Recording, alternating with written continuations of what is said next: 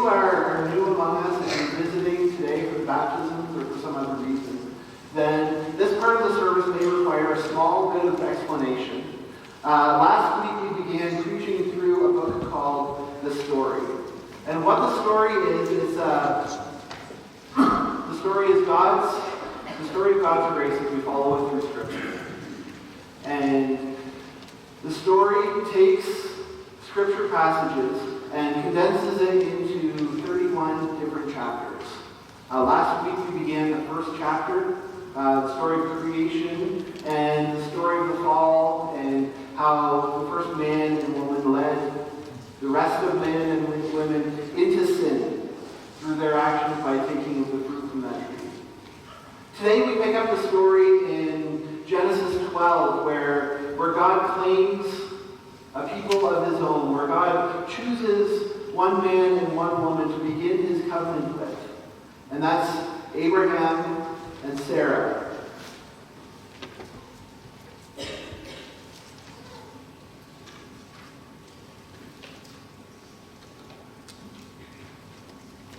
And so we pick up the story in Genesis 12. I'm going to look there like this. Usually I leave it up here and put it down below and I can find it. So this is the story of God's covenant and where God builds a nation, claims a people of his own.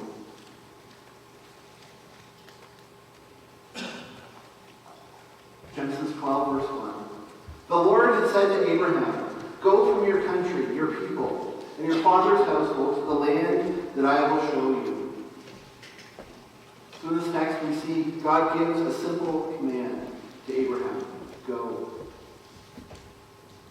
And yet this command may not be quite as simple as we think. You see, Abram, along with his father Terah, his wife Sarah, and his nephew Lot, had already gone from the Ur of the Chaldeans, the land where they had first lived. And they were on their way to the land of Canaan, but they had stopped in Haran, and they had settled there.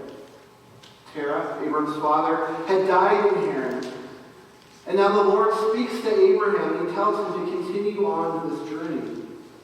Only he doesn't say, go to Canaan. Instead he says, go to the land that I will show you. The direction that God gives isn't clear. It's as if he's saying, trust me and follow me, and I will show you the way that you are to go. This command may not come with a direction, but it does come with a promise.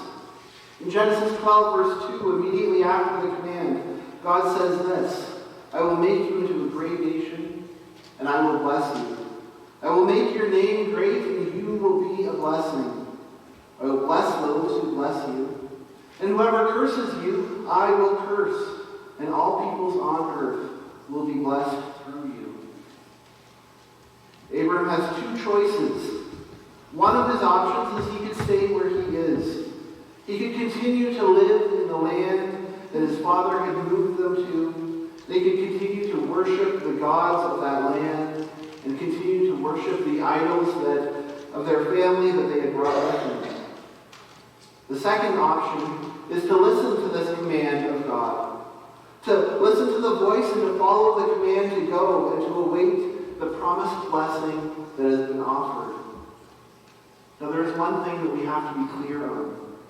This is the first time that we read out that Abram hears the voice of God. You see, as many as 10 generations had passed since Noah and his family survived the flood. And the only other time in between the flood and now when God speaks to Abram, the only other time that God had interacted with his creation that we have record of is at the Tower of Babel, where God comes down and he confuses the language of the people there so that they would go throughout and spread out throughout the whole earth and not just stay in one place and try to make their own name great. But it's not evident that Abram has seen God at work. And honestly, he has very little reason to trust this voice that he hears. But then in Genesis 12, verse 4, we read that he does. So Abram went as the Lord told him. And Lot went with him. Abram was 70 5 years old when he set out from Haran. He took his wife Sarah, his nephew Lot, all the possessions they had accumulated and the people they had acquired in Haran, and they set out to the land of Canaan. And they arrived there. Now it's interesting that Abram gives no other response than to simply go. Later we'll see that Abram engages with God, and he speaks to him, and he asks questions. He tries to understand how God will work through his circumstances. But here he simply acts. He responds by following the direction that God gives him. However, he also does something else. We read that Abram went as the Lord had told him, but then right after this we read that his nephew Lot went with him. He took his wife Sarai and all the possessions that they had accumulated while in Haran. Now there's some question as to whether or not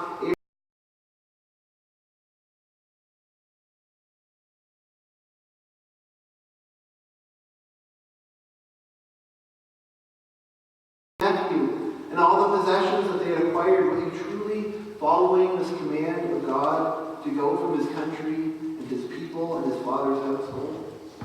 Or was he hedging his bets and looking for a way to provide for himself if God did not prove to be faithful? There's no indication within the text that he did in fact go against God's will. But there is one thing that the author makes clear. In Genesis 11, if we were to flip back one chapter, we read the genealogy of the family line from Shem up to Abram. And one of the things that a genealogy is a sign of God's blessing and a sign of God's provision as he provides offspring and children to each generation. And then towards the end of this genealogy, we read about Abram and his brothers, Haran, who became the father of Lot, and then died in Ur while his father Terah was still alive. And then we read that the brothers Abram and Nahor, that they both married. And then the author of Genesis makes this point. Now Sarai was childless because she was not able to conceive. So right at the end of this genealogy, which is a sign of God's blessing and provision in providing offspring, the author makes the point that this blessing has suddenly stopped, or seems to have stopped with Abram and Sarai, that she's unable to conceive. And so in Abram's response to God's command, he doesn't say anything, but when we read twice that he takes his nephew Lot with him, that it seems to be that he's trying to provide his own offspring should Sarai not be able to have a child. And again, this text doesn't specifically condemn this, but with no offspring of his own, Abram takes his closest natural heir and takes him along with him. It's as if Abram saying to himself, if God is promising to make me into a great nation, I better make sure that I have an heir to succeed me. And so Abram goes. He travels to the land that God is showing with him. And then God meets him as he enters into that land. We read that the Lord appeared to Abram and he said, to your offspring I will give this land. And so Abram builds an altar to the Lord who would appear to him there. And again, this promise of land. But the Lord puts a fine point on this promise. He says, this is the land I will give you. The land that you are now in is what I will give to you. But he adds, it's your offspring that will inherit it. It's not your nephew Lot or anyone else that you bring along with you, but it's your own offspring. You see, Abram brought along this nephew to ensure that he'd have an heir. But God immediately tells him as he enters the land that this was unnecessary. With the offspring that God would provide, there was really, Lot could have stayed back in Haran, and Abram he didn't need to hedge his bets, he needed to trust God. We soon see as we follow the text that Lot was not only not needed in order for God to fulfill this promise, but that Lot's presence becomes an obstacle to Abram receiving his inheritance. For now, Abram, his wife Sarai, and her nephew Lot are in the promised land. But we soon read that they encounter another obstacle, the first of many obstacles along the way. In Genesis 12, starting at verse 10, now there was a famine in the land, and Abraham went down to Egypt to live there for a while, because the famine was severe. And he was about to enter Egypt. He said to his wife Sarai, I know what a beautiful woman you are. When the Egyptians see you, they will say, this is his wife. Then they will kill me, they will let you live. Say you are my sister, so that I will be treated well for your sake, and my life will be spared because of you. Now at this point, there's a few questions that we could ask of the text. The first might be that did Abram really turn his back on God by going to Egypt? If God had led him to the land of Canaan, why was he already running away from this land and going to Egypt? And then the second question might be, if this truly is the promised land, then how is it that the first thing that Abram experiences as he enters the land is a famine? Now behind both of these questions is the question of how much Abram trusted God. Did he trust God to come through on his blessing, to bless all peoples on earth through Abram? Abram hears this promise. He travels to the promised land, and almost immediately he's given the opportunity to be a blessing to Pharaoh and to the nation of Egypt. What does he do? He goes to them, he seeks to protect his own life, and he lies about who his wife is. Abram's treated well for his deception, and he receives sheep and cattle and donkeys and camels and male and female servants. But Pharaoh and his household, for them it's a different story. They're afflicted with serious diseases. And so rather than being a blessing to this nation, Abram in fact brings them a curse. Had Abram truly trusted God's provision, had he been honest about who his wife is, things may have worked out quite differently in that land. As it is, God does protect Abram. He provides for Abram's needs, and despite the famine, despite the disease that they came to Egypt, Abram and his nephew Lot come away from that land as quite wealthy men. However, as our text has already foreshadowed, that this too, the wealth that they return to the land of Canaan with, brings issues between Abram and Lot, as Lot stands in the way of Abram receiving this inheritance and the blessing of God. Genesis 13, verse 5. Now Lot, who was moving about with Abraham, also had flocks and herds and tents. But the land could not support them while they stayed together. For their possessions were so great that they were not able to stay together. And quarreling arose between Abram's herders and Lot's. Had Abram trusted God to provide an inheritance in the first place, Lot would have remained inherent in the land they were in, would not have been a source of quarreling between these two. But instead, Abram's forced to divide the land with Lot, and somehow it's his nephew that takes the first choice. Lot chooses the plains of the Jordan River, which are fertile and well-watered, and he leaves the less desirable land of Canaan for his uncle. But again, in all this, the Lord makes clear to Abraham that his provision is with him. Genesis 13, verse 14. The Lord said to Abraham after Lot had parted from him, look around from where you are, to the north and to the south and to the east and to the west. All the land that you see I will give you and your offspring forever. I will make your offspring like the dust of the earth, so that if anyone could count the dust, your offspring could be counted. Go walk through the length and the breadth of the land, for I am giving it to you. And so Abram goes and he settles in that land, and he lives there with his wife Sarai and with all that they have. And as they do, the word of the Lord comes to Abram in a vision. The Lord says, "Do not be afraid, Abram. I am your shield and your very great reward." God is saying to Abram, "If in me you have all you need, I am your protector and I am your provider. My grace is sufficient for you." But still, Abram does not have the one thing that he has longed for. But Abram says, "Sovereign Lord, what can you give me since I remain childless? And the one who will inherit my estate is Eliezer of Damascus." And Abram said, "You have given me no children, so a servant in my household will be my heir." God has provided for Abram materially. He has given him land, but still Abram has no male heir, no child to pass this all on to. Now, if only God would change this one thing, it would all be worth it.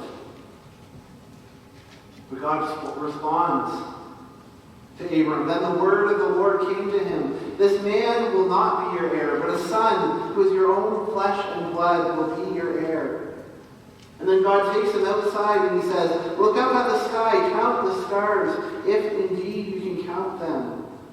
And then he said to him, "So shall your offspring be." In Genesis 12, Abram traveled to the land that was promised to him. As he arrives, the Lord promises him an offspring.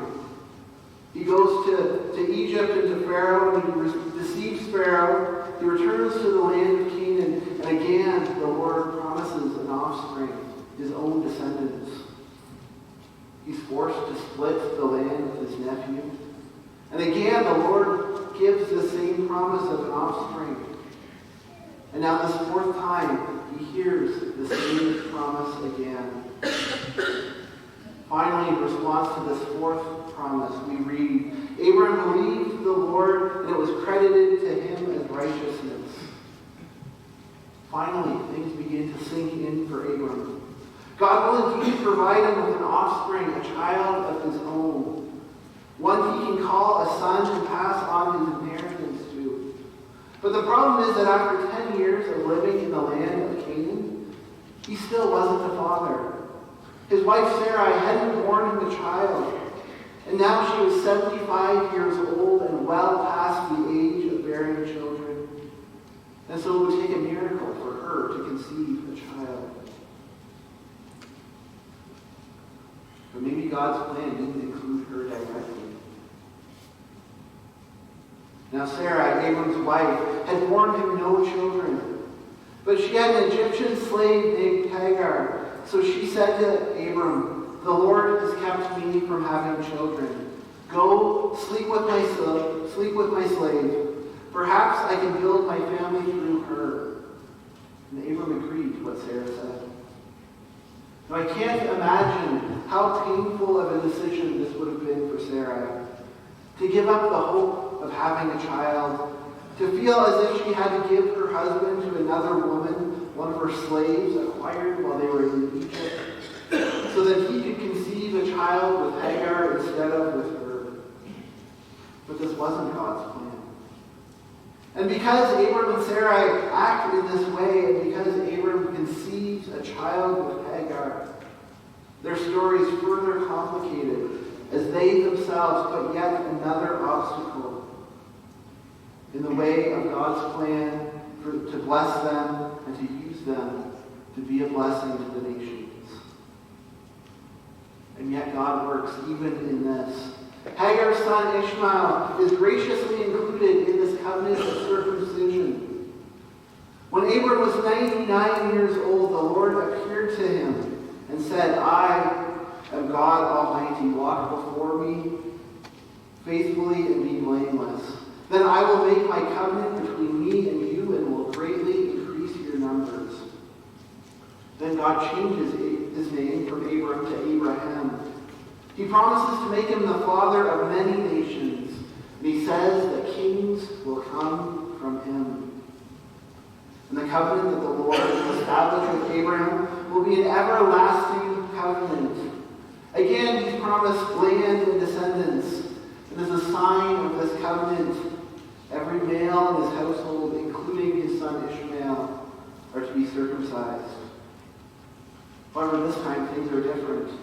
Rather than addressing Abraham alone, God includes Sarai as well. God also said to Abraham, "As for your wife Sarai, you are no longer to call her Sarai, her name will be Sarah. I will bless her and will surely give you a son by her. I will bless her so that she will be the mother of many nations. Kings of peoples will come from her." Close to 15 years have passed since Sarah gave her slave to her husband. Ishmael had become a teenager, and Sarah had reached the age of 90. The name she accepts, but the promise of motherhood at that age still seemed unfathomable, not just for her, but also for her husband as well. Abraham fell face down. He laughed and he said to himself, "Will a son be born to a man 100 years old? Will Sarah bear a child at the age of 90? And Abram says to God, "If only Ishmael might live under your blessing." In a sense, Abram's saying to God, "Lord, that's way too hard. Why don't you just do it my way? Use this other kid that I've already had with Hagar. Don't involve Sarah. She's too old." But God refuses to listen. He promises, "Your wife Sarah will bear you a son, and you will call him Isaac. I will establish my covenant with him as an everlasting covenant for his descendants after him. Ishmael will greatly increase in numbers, and he will become the father of 12 rulers.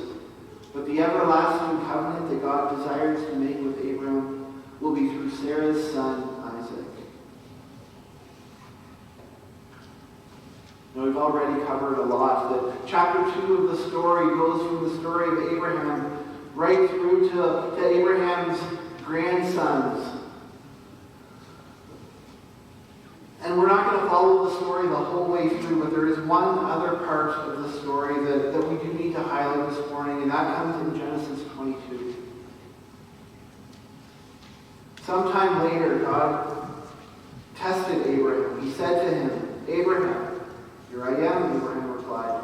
Then God said, "Take your son, your only son, whom you love, Isaac. Go to the region of Moriah, sacrifice him there as a burnt offering on the mountain I will show you." After all Abraham has been through in learning to trust God, in learning to follow him without coming up with his own backup plan, God seems to want to take away the one thing that he has promised all along. For us, when we hear the story, I think the most shocking part of it would be that God asks for a child sacrifice. How could a God who is good ask Abraham to lay down the life of his child on the altar? But actually, for Abraham, it would have been different. Child sacrifice in that age was somewhat common, and other religions, other peoples had been sacrificing their children as a sign of thankfulness for the fertility that they'd received. So for Abraham, the thing that was unfathomable, the thing that was unimaginable to him, was that every single promise that the Lord had given him up to that point was to be carried out through his offspring, through Isaac. All that Abraham had gone through over the past nearly 40 years since he left his father's house had pointed to this child, the son that he was being called to sacrifice. Now, I can't imagine the gut-wrenching prayers and the silent pleading that Abraham went through in the 3-day journey as he went from the land of Canaan to the Mount Moriah. Abraham stood to lose everything in losing this boy. And for the first time, God's command to go, or to give something up, did not include the promise of blessing. All Abraham knew is that he was being asked to sacrifice his son. He completes the 3-day journey, and he leaves his servants behind, and he goes ahead with the boy. And he promises his servants that they will return after they go to worship his God. So as they leave the servants, Isaac looks, he notices his dad holding the knife in the flame. He himself is carrying the wood on his own back. And so he asks, "Where is the lamb for the offering?" And Abraham gives this in reply, "God himself will provide the lamb for the burnt offering, my son." Now, at the end of that day, God did indeed provide a ram who was caught in the thicket by its horns. And this is the part of what Abraham said that he did understand. But that's only a very little part of what's meant by this answer.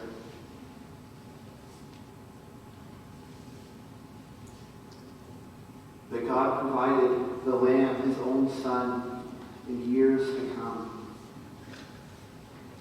And so it's with the sacrifice, or with Abram going to Mount Moriah with Isaac, and with him placing him on the altar and preparing to follow what God had told him to do. This is the very first time in Abraham's story that he acted in full faithfulness to God without coming up with a backup plan of his own. He trusted God to provide, and God did. And so it is with us.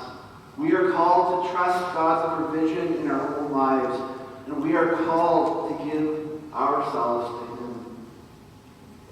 Abraham's words mean something for us as well. In fact, they mean everything.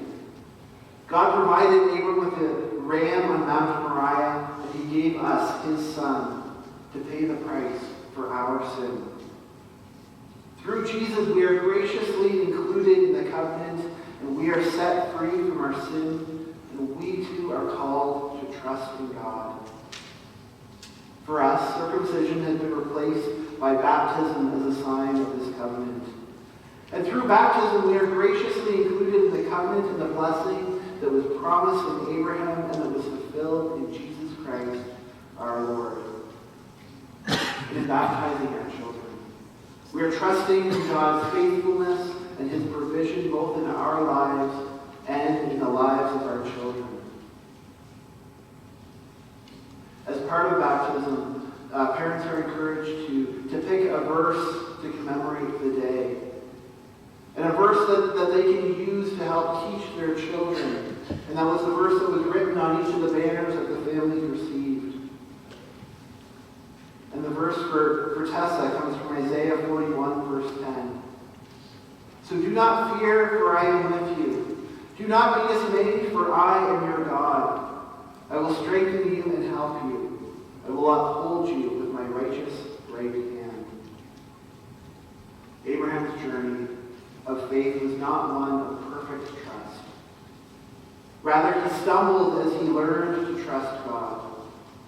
And Isaiah's words assure us that God is with us, and that it is in his strength that we are able to follow and to trust him.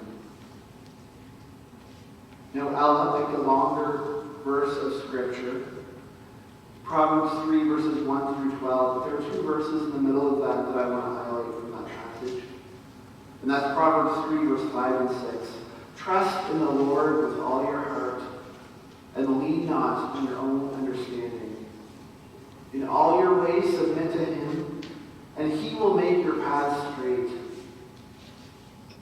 God's commands to Abraham didn't make a whole lot of sense to him. Had he directed his own life, I'm sure that it would have looked much different. But as we read through the book of Genesis, and as we continue on through Scripture, we can see the blessing that he and his family experienced when he was finally able to fully trust God. And this trust came not from himself, but from God. What's more than that, when we turn to the New Testament, and when we look at our own lives, we can see how God used Abraham to be a blessing to all nations. And so we are are called to demonstrate the same trust in our own lives. We are called to teach the same trust to our children as we raise them up to know who God is.